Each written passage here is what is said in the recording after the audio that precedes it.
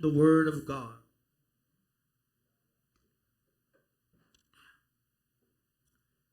Then came there two women that were harlots unto the king and stood before him.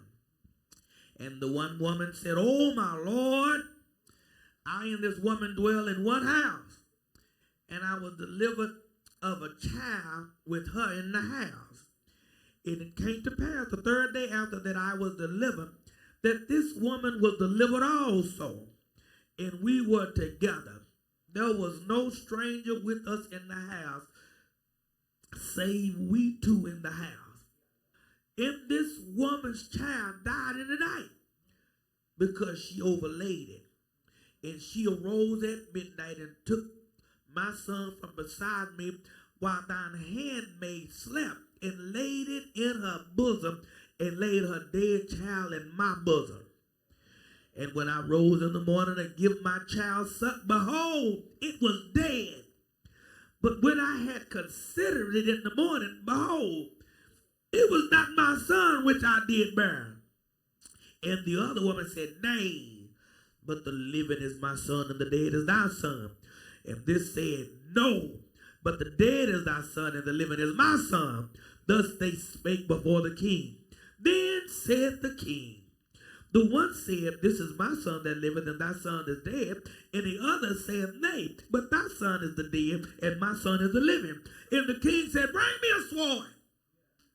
And they brought him a sword before the king. And the king said, Divide the living child in two, and give the half to the one, and the other half to the other. Then spake the woman whose living child was unto the king, for her bowels yearned upon her son, and said, Oh, my Lord, give her the living child, and in no wise slay it. But the other one said, Let it be neither mine nor thine, but divide it. Then the king answered and said, Give her the living child, and in no wise slay him. She is the mother thereof. And all of Israel heard of the judgment which the king had judged, and they feared the king. In other words, they respected and honored the king, for they saw that the wisdom of God was in him to do judgment. This is the word of God for the people of God, and we say thanks be to God. For a subject on this Mother's Day, I want to talk about, will the real mother please stand up? Will the real mother sit down? She stood up all day. Will the real mother please stand up? Today, we are here. Most of us are here because it's Sunday. And we were going to be here anyway. But others are here today because it's Mother's Day. And whatever your reason for being here on this morning, we're so glad to have you here today. We understand that America and some other countries celebrate today as Mother's Day, a time that we honor those who carried us, those who nurtured us, those who prayed for us. Thank you, Lord, for Mother's Prayer. And we are honoring the mothers that have fought many spiritual battles that we never even knew about. But let's be real today on Mother's Day at the Friendship Church. Not every mother is a Proverbs 31 woman, and not every mother feels like a Proverbs 31 mother. Some mothers in 2025 are tired. They're wounded. Some of them have a past. Some of the mothers are single. They're struggling and they're spiritually growing in their walk in God. But I want you to know today, don't get it twisted. I asked, will the real mother please stand up? I said the real mother. This message is not for the perfect mother, but this message is for the real mother. I wonder if I have any real mothers in the sanctuary this morning. The real mother is not defined by having it all together. The real mother is not defined by doing everything right and what is supposed to be, praise the Lord. But a real mother is defined by her sacrifice, by her desire for her child to thrive in Christ, in her willingness to put her child's future above her own feelings. So in the spirit of King Solomon's courthouse that we were just reading from, I asked the question, will the real mother please stand up? I'm preaching to the real mother today. And the first point I want to talk through this text about a real mother is that, number one, a flawed but a faithful mother. A flawed but a faithful mother. There is two women that we're reading about in this text. Both of them were mothers. They were what Old Testament called harlots, which that meant they were identified as prostitutes. They were women of ill repute. In the home and room in which they were living in was that of a brothel. That people that were coming to town, men wanted to have some business taken care of, and these women were less fortunate. They didn't have a husband. They didn't have resources. So these mothers did what they could do in order to provide for them and their children. I'm talking about a real mother. Am I losing y'all today? Y'all stay with me. We're going to get ready to eat in a minute. These women had issues. These women were flawed. These women were not one that had upstanding character. The ancient Israel was knowing that prostitution was not uncommon, especially with people that were poor. These women were living in that shared home, trying to do the best they could to survive. They were not the ideal woman. But God doesn't focus on their profession. God was focused on their heart. Did y'all hear what I said? In this text, God was not focused on the profession, but God was focused on the heart. God is not looking for a perfect past, but God is looking for somebody that has a willing present.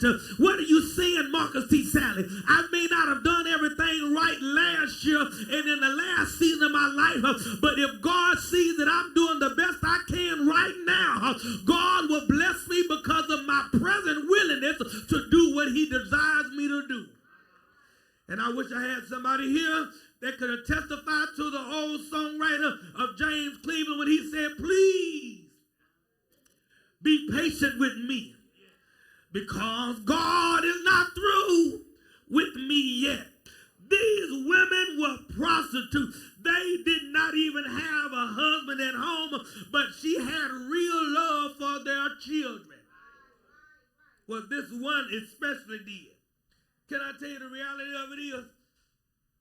Many mothers here today are flawed, but you find yourself faithful.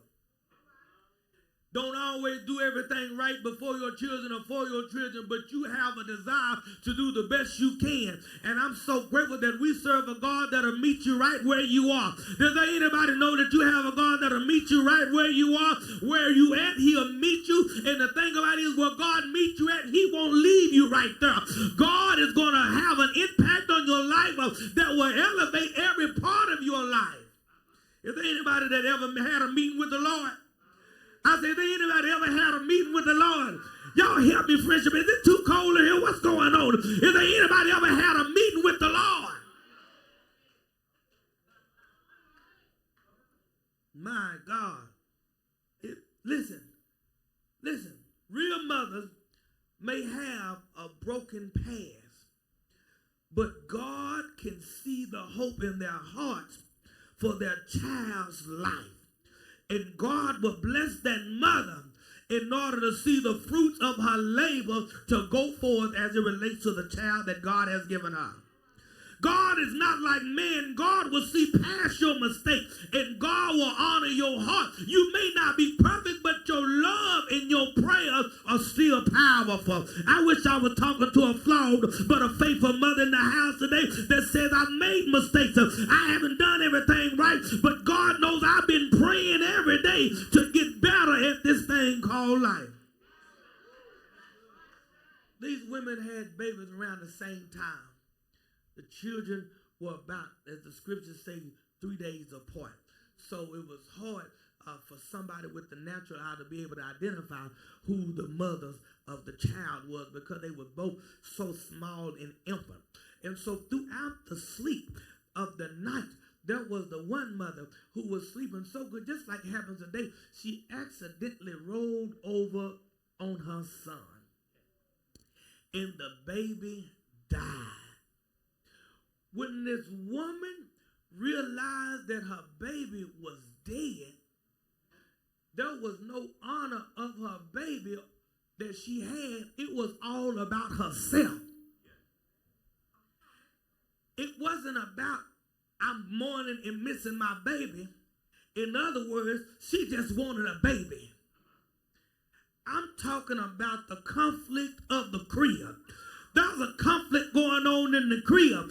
The woman say, I want a baby so bad that I'm going to give my dead baby to this other woman and take her living baby.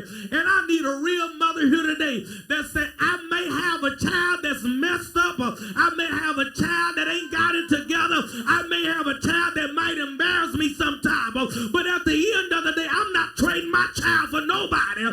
This is the, I wish I had, y'all about to make me real mad in there. This is the child that God has given me, nappy-headed, hard-headed, hot-headed, and all of the rest of the head. But at the end of the day, it's my child, and I'm going to carry, keep, and care for my child.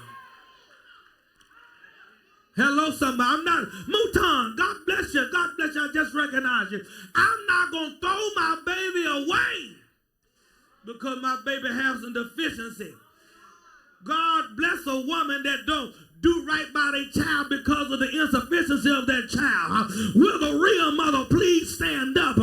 See, one person want to be a mother just to say you a mother, but it takes another kind of mother to be a mama. Mama wake up in the midnight hour when her baby ain't breathing right. Mama will become a meteorologist or cardiologist or pulmonary doctor. She'll come whatever her baby needs to be because she loves her child. I wish I had just at least one real mother in the sanctuary. Yes, your kids may make you cry sometime, but you have a God that'll wipe the tears from your eyes. You keep on crying, but you keep your baby. You keep on praying, but you keep your baby. Yes, you chastise your baby. Yes, you tell your baby right from wrong, but you better keep your baby because God bless you with that baby. The conflict in the crib. She didn't want her baby no more because her baby was dead. She didn't want to honor the legacy, the memory, or even the thought that her baby once was. That could have been an opportunity to see the miraculous hand of God, but she forfeited the hand of God to put justice in her own hand. You better watch out for greedy mother. Using their children to come up. I wish I had somebody here trying to chase dreams that you could never get through your child. Now you let your child be your child and you beat them up. I wish I had one. Just one. One. Listen, the woman brought this baby on the mother and switched the baby out. So this woman who losing her baby, not by death, but by theft. Hello, somebody. She getting ready to nurse the baby, and ain't nothing going on. And it's, you know how y'all do when you wake up. Sometimes you put the bottle upside down on a baby's head. Hello, son. I wish I had a real mother here, and I'm a real father, and I didn't put the pants on the arms. Sometimes you be so tired you don't know what you're doing. But when this mother woke up, she realized this ain't none of my baby. Look up here at me. You know your child. Look up here at me. You know your child. All of them is not lying on your child.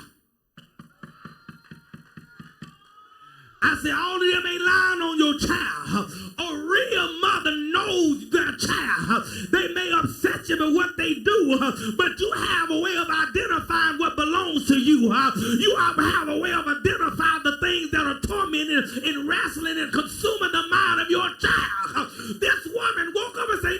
ain't none of mine. Hello, somebody. She understood that the child wasn't hers. And the other mother who tried to switch the baby, she was trying to have an identity crisis. Let me bless you real today. The enemy always wants to stir up confusion when it comes to believers in their identity, in their inheritance. Let me say it in French. The enemy always starts confusion when it comes around to the people of God in their identity, in their inheritance. The enemy wants us to act like we don't belong to God. The enemy wants us to think that we're not good enough to be a son or a daughter of God. The enemy wants us to trick us out of our inheritance and all of the promises that God has in store for us. But I wish I had somebody here today that would declare that the devil is a liar. I belong to God. I've been bought with the price. Jesus is mine and I am his. And no devil in hell, no Negro in Oak Cliff, no woman in Waxahachie is going to make me forfeit my identity and my inheritance. If anybody asks you who I am, you tell him that I'm a child of God. The enemy is messing with this confusion as it relates to the identity and the inheritance. But it takes a real mother, and let me just put it right here, a real woman of God to be able to identify what is and what ain't. I wish all of y'all would have went to Bible study on Tuesday night. We had a great time as we found out that Nehemiah was being opposed by somebody that was trying to identify themselves as a prophet. But it took Nehemiah having a close relationship with God to be able to identify the reality that that's a false prophet. That ain't of God. That ain't what my God told me. And let me preach to somebody right here. You better stop believing the lies of Satan. You are the righteousness of God. You are the beloved of God. Yes, you make mistakes, but at the end of that same day, you still a child of God. I wish I had a youth choir here today that'll say, on my worst day, I'm a child of God, and on my best day, I'm a child of God. Every day, I belong to God, and this is where you shout, he belongs to me, and you can't take him away from me. I ain't gonna let you take him away from me. Nothing you can say can turn me away from my God. Nothing you can do can make me untrue to my God. Y'all fine. Y'all got to be the choir. I love him. I love him. Listen. There's one child, two voices, but there's only one voice that truly concerned about the child. You've got to beware of the voices that are in your child's life that don't care about their souls. I say it again. Beware of the voices in your children's life that don't care about their soul. My cousin Mo 3, may God rest his soul. He said, everybody ain't your friend. Don't nobody know that song. Everybody ain't your friend, and everybody ain't your partner. There are some people in your child's life that has influenced him to do everything opposite of what God has told you to do. But I heard the Bible say in Proverbs 22:8 that if you train up a child in the way that he or she should go, when he is old, he won't depart over it.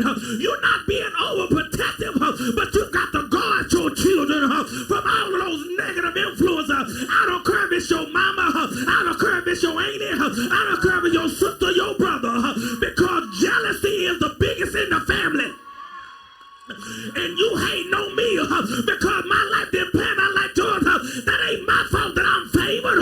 Yes, we grew up at the same table. Yes, we grew up under the same roof. But I made a different decision. So don't you poison my child with that negativity from your generation. You got to be careful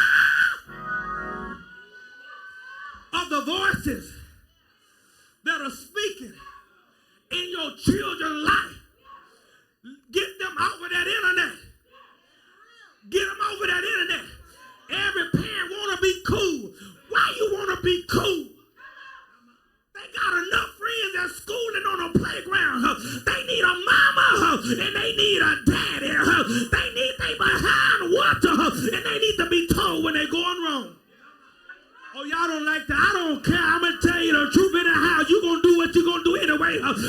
some of y'all so focused on being your child friend, and they're going to be the friend that break your heart just like your last friend. We're getting too comfortable with how we conduct ourselves with our children. Everything that I do, you ain't supposed to do. Even if we do the same thing, we ain't going to do it together. Even if we're doing the same thing, child, you better do it, because I ain't none of your little friends. I wish I had a real mama or a real daddy here. I ain't none of your friends. You gonna put some respect on my name. You gonna call me daddy every single time. You gonna say yes, son, yes, ma'am. Why am I saying all of this? It's not, God did not put milk in your breast for you to become your child's friend, for you to be equal with your child. If that's the case, he would have put milk in their breast and let them drink from themselves. No, God made the mother the source of the nutrients. He made the mother the source of life. Oh my God, as only God could do. He made the mother be like a tunnel. What she eat, the baby eat, the breath she breathe, the baby breathe through the umbilical cord. And you're going to let God do all of that for you just so you and your child can be friends.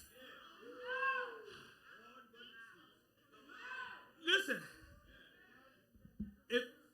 Thank you. He that has the ear, let him hear what the Spirit is saying to the church. Pastors being real today, somebody need to tell y'all, don't let TikTok influence how you raise your house. Don't let Facebook influence how you raise your life, your child. Don't let celebrities and people that you only get to see pictures of control how you do your house. You've got to be like Joshua and say, as for me in my house, we're going to serve the Lord. Listen, I didn't say we're going to go to church because a lot of us think going to church is serving the Lord, but you ain't even touched the grass of it because a real mother don't let your child hear you pray only when you get to church. The reason why some of your children can't grasp what you're doing in the spirit is because they see you living like hell all week long, and then you want to come to church and shout, sit down somewhere. When was the last time your children caught you in worship at home? Yeah, they hear you fussing. They see you raising hell. They see you bringing him, and sometimes her and him together at the same time. But when was the last time they saw you usher him into your home? Y'all don't like me and I don't like y'all back today. When was the last time your child saw you invite a real man of God? I'm not talking about a sugar daddy. I'm not talking about a 6 foot nothing. I'm talking about a God who is high and lifted up in his train. Fills the temple. A fake mother, the fake mother in this text, she was fine with the baby dying as long as she didn't lose. I'm going to say that again. This mother was okay with her baby dying as long as she didn't lose. Some of you are so self-absorbed that you will sacrifice the well-being of your children in order for you to look good. In order for you to be comfortable. Y'all, oh my goodness, Lord, you giving this before you putting your children in uncomfortable positions in order so that you can be comfortable. Hello, somebody. A real mother, somebody shout a real mother. A real mother is not just going to fight for their child's physical well-being, but a real mother is going to fight for their spiritual well-being. I want to know that when my son goes out in those parties, if he don't make it back home, I want to know that when I die, I'm going to meet him on the other side.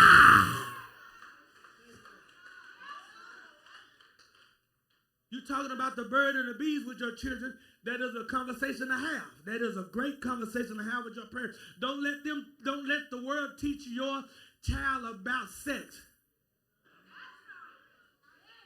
Don't let, when they do that little video in school, they ought to be confirming what mama and dad taught them. That's not perversion, that's prevention. That's not perversion, that is prevention. I'm going to tell you the real about it. So when they tell you the fake about it, you will know the real. Hello, somebody. Because the fact of the matter is, STDs is starting younger and younger and younger. I wish I had somebody in the healthcare system that realized the reality of the world that we're living in. Can I tell you, you don't just need to teach your child about the birds and the bees, but you need to tell them about the Calvary's tree. You need to tell them that Jesus died for them. You need to tell your child that he died and he was buried.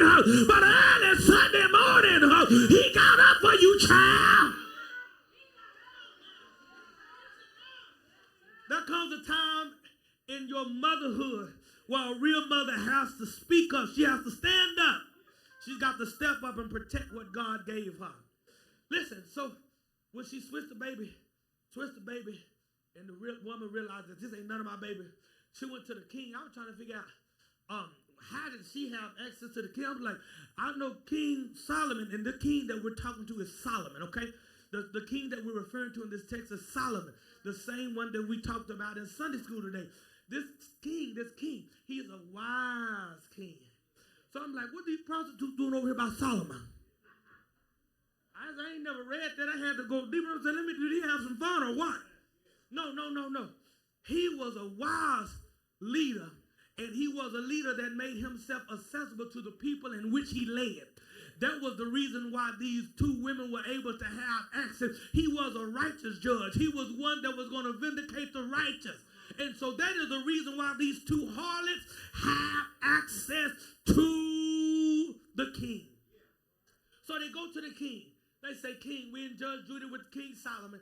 We hear this baby ain't none of mine. This her baby. No, this baby is mine. She done took my baby and the dead baby she done gave to me. This ain't right. Then rewind. They saying the same thing but against each other. Verse number 26. Verse number 26. Where my book at? Here it is. Listen. Whenever Solomon, we talking about the sacrifice that saved. This is a sacrifice. Solomon said, give me a sword.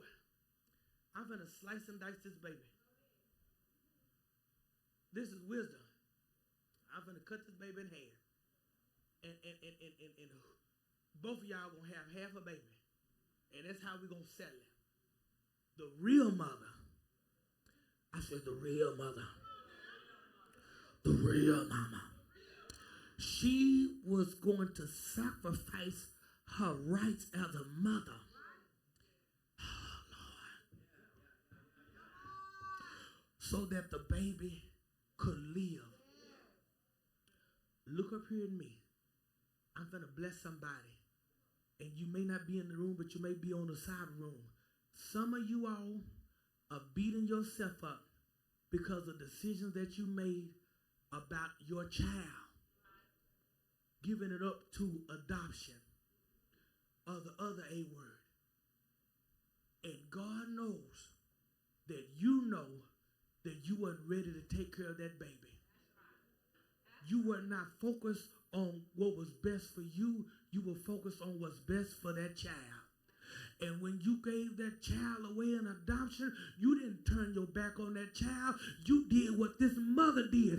You wanted to protect and preserve the well-being and the future of that child.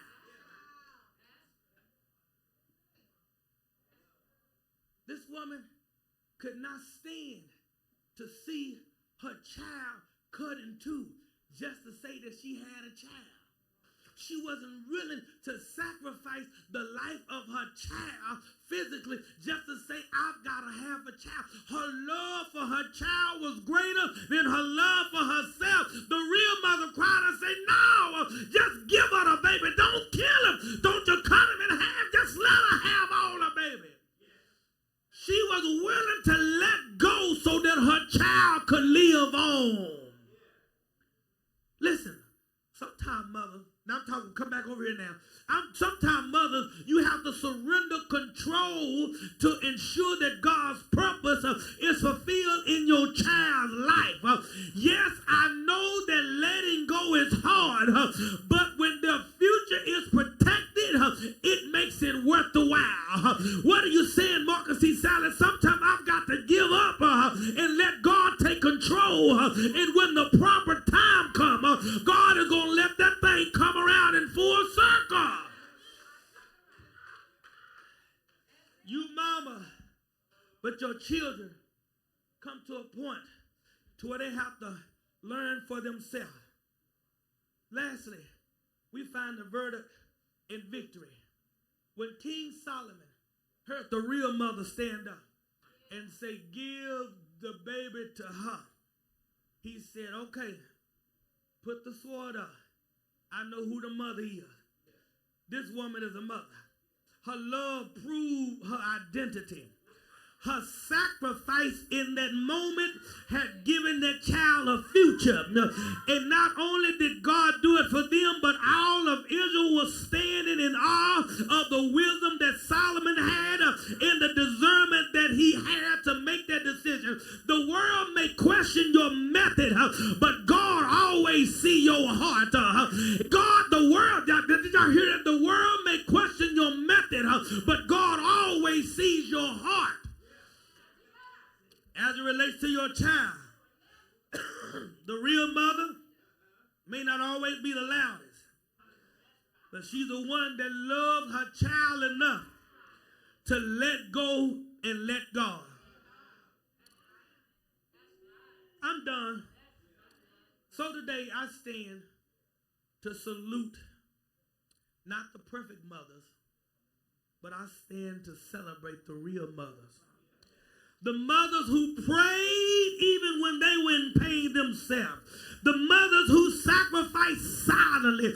The mothers who even said, Lord, not my will, but thine will be done. A mother that loved unconditionally. I come to salute the mothers. And if there's anybody that is doubting the power of mother's love, don't look no farther than yonder Calvary's cross.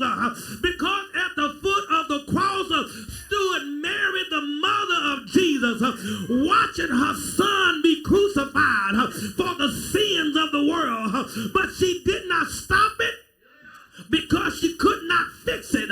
But she stood there just like a real mother does. I wish I had a real mother in the sanctuary today. Mary stood there and she watched him die. Yes, she watched him die so hard that the moon dripped down of drops of red blood. She watched as the stars fell from their silver socket. She watched how the earth reeled and rocked like a drunken man. She watched him die so hard that the centurion soldier said, surely this must be the Son of God. Didn't he die, church? I'm talking about Mary, but is there anybody here that know that he died? They put him in a borrowed tomb, but early Sunday morning, that real mother was able to see the resurrection power of God. I said that mother was able to see the resurrection power of God. And if she could see Jesus come up out of the grave, then mama, you can see your child come out of addiction. You can see your family rise out of brokenness. You can see God turn around the brokenness in your life. If Mary did it, you can do it too. So today, I ask one last time, will the real mother please stand up? Stand up in faith. Stand up in love. Stand up in power. Because the same power that raised Jesus from the dead is alive in you. So real mothers, be ye steadfast, unmovable, always abiding in the works of the Lord. For as much as you know that your labor is not in vain, will the real mother please stand up? God bless you. Happy Mother's Day.